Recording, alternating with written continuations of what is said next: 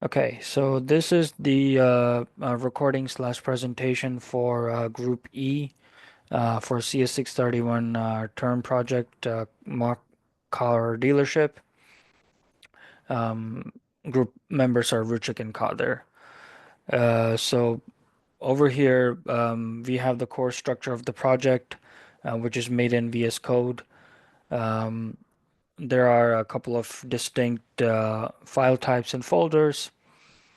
Um, the app.py, which you are currently seeing, is the main Flask app. I've chosen Flask because it's a lightweight Python web framework, and it's simple to use and flexible. I'm also using PostgreSQL for the data storage. That's where all of my tables and data live. This is what the database looks like. I'm using a PostgreSQL command line interface as opposed to using a UI like pgadmin. I find that the command line interface is much more easier to use.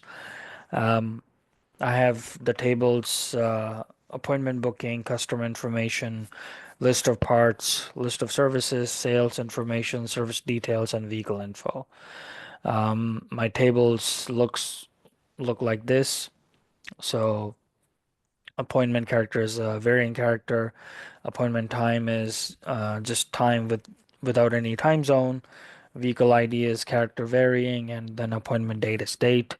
I also have my primary key as appointment ID, um, and then the foreign key constraint is vehicle ID, which is part of the vehicle info table. And all of these details are noted in the appendix of our project report. So I'll come back to the environment again. Templates is where all the HTML pages for each of the three apps are stored. So I have sales, servicing, and stats. Um, the static contains two subfolders, CSS and JavaScript.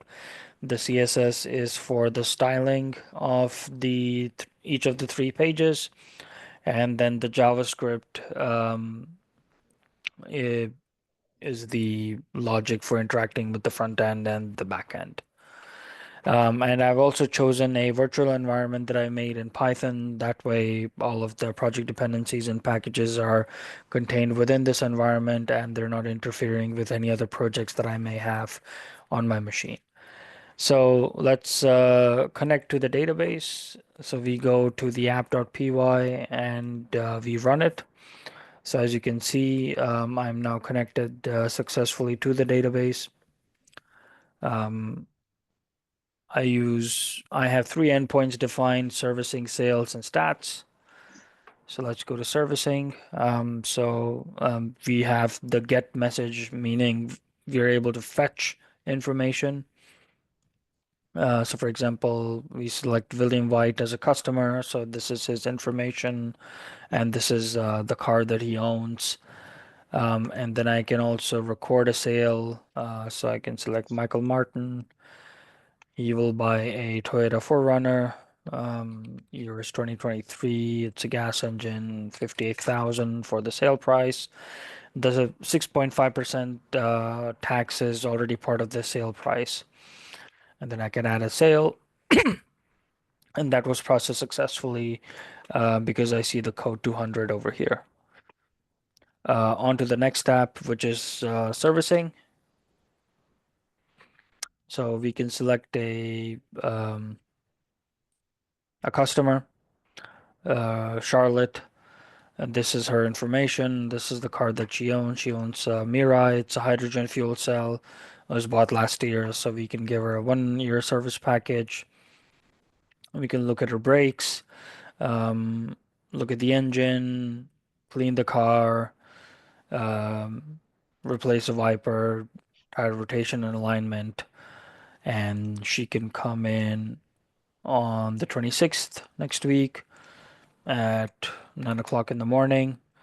A scheduled service. I get the successful message. I can also generate an invoice for this person. So when your service package, air filter, engine diagnostics, vacuum the interior, look at the suspension, replace a wiper, that I can generate the invoice. Um, so the PDF is being successfully generated. We know that from the post message over here. Um,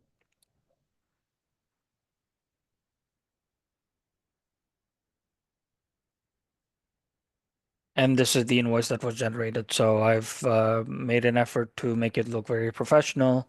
This is the customer information, all of the packages that were selected for the customer, and this is the grand total, and then some typical business sentences. Moving to the last app, which is the statistics app. So input two date ranges. Let's go from beginning of January until end of August in 2023. So these are the sales. Honda seems to be doing quite well in 2023, and these are all the cars that were sold during the time period. And these are the three apps.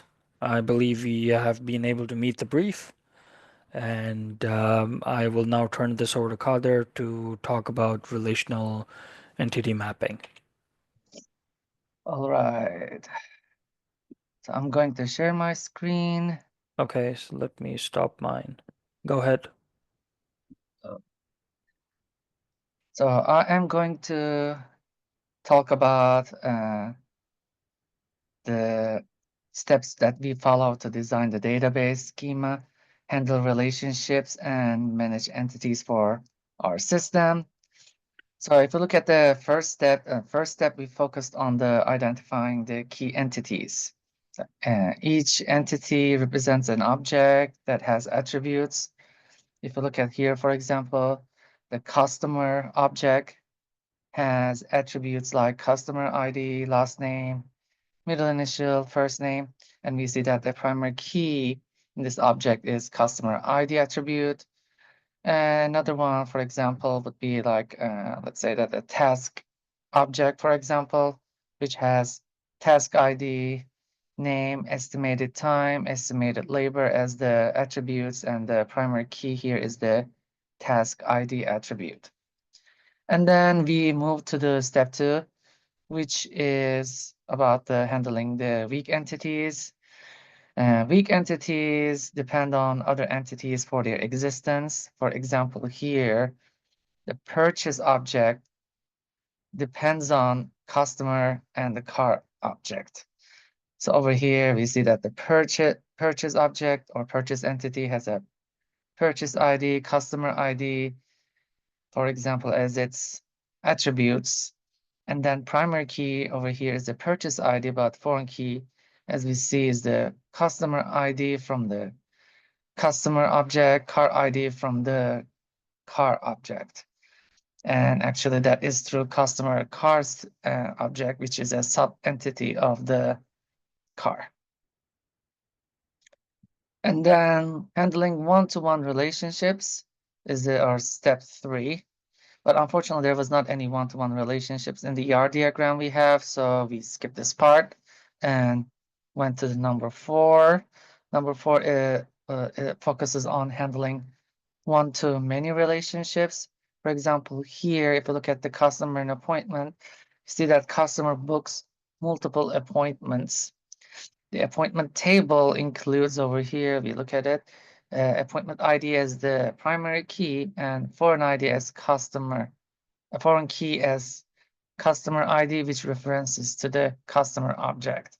Another one, for example, is the relationship between package and appointment. You see that package is associated with multiple appointments. Over here, we have the appointment object with its attributes, and we see that primary key here is the appointment ID, and the foreign key is the package ID, which references to the package object. And then there are like some others as you see here, but I'm not going to talk all about them. I'm just going to go to the step 5 and talk about handling many-to-many relationships. And let's look at this. We use associated tables to describe the many-to-many relationships here. If you look at the customer and the customer cars, for example, customer can own multiple cars and each car can belong to multiple customers. And then we use the customer ownership table to represent this relationship between customer and customer cars. And we see over here that the customer ownership has attributes like customer ID and car ID. Hey, Primary, Kader, yes, 4 minutes remaining.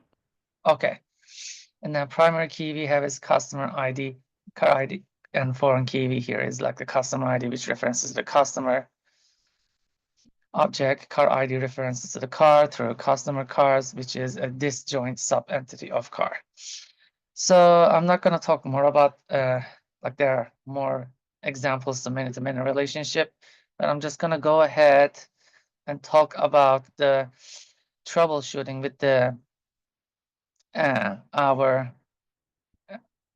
our program. So if you look at over here, we talked about the user manual a little bit. Rajik talked about the user manual. He showed us like a walkthrough about how to use the portals, but I'm going to talk about what kind of issues can arise with this program. So for example, there might be issues like, let's say that we don't see any like the, for example, let's look at the issue 4 over here, sale data not displayed in the analytics dashboard. This can be caused by an employee entering an incorrect date range selection, or and there might be not a sale data for the specific time period entered by the employee to the dashboard. So the important to resolve this issue is to review the selected data range. Then, like I said, there might be no sale records available for the given period. So in that, if that's the case, the system will actually display a message showing that no sales data found for the selected period. So the employee needs to make sure that they are entering the correct specific time period to show the analytics dashboard. There might be issues like slow page load or unresponsiveness as well with this program. So this may be caused by uh, a larger amount of data set existing in the database system, or there might be issues with the employees' network connectivity. So 90 the seconds. Okay, the best thing to resolve this issue is try reloading the page, and if the issue persists, check the internet connection or clear your browser cache to improve the performance. Okay, so that's it from me. Okay, thank you, Kader.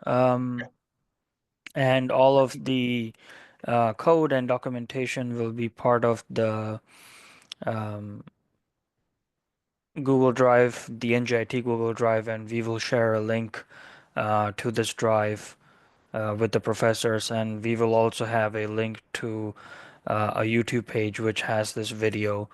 And I will also make an effort to make sure that a offline version also exists within this folder if for some reason YouTube doesn't work for you guys. So thanks a lot for the course. It was great to learn about database programming, and hope to see you again Yes, thanks in for the next everything. semester. Thank you. Yep, thank you.